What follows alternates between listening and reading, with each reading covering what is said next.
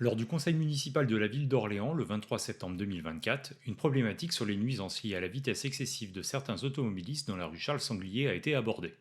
De nombreuses personnes passent jour et nuit dans la rue Charles-Sanglier à très vive allure ou alors avec un volume sonore très élevé.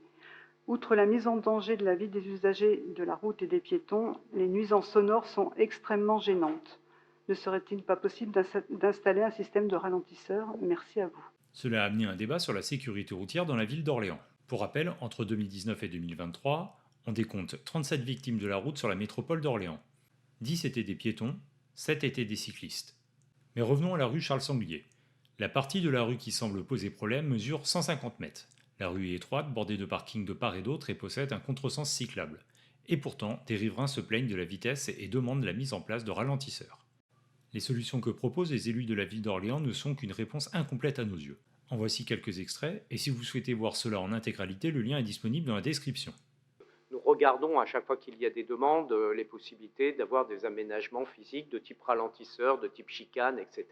Donc nous allons regarder bien sûr cette proposition. On ne peut pas non plus mettre, je pense que chacun le comprend, des ralentisseurs à tous les coins de rue.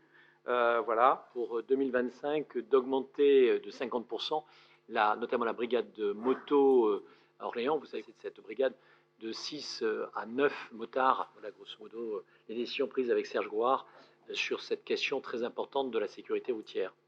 De notre côté, nous pensons que même si la présence de la police est nécessaire, cela ne suffira pas, car il n'est pas possible de placer un policier derrière chaque citoyen ou à chaque coin de rue. Il semble indispensable d'assurer la sécurité et la tranquillité de tous par l'infrastructure.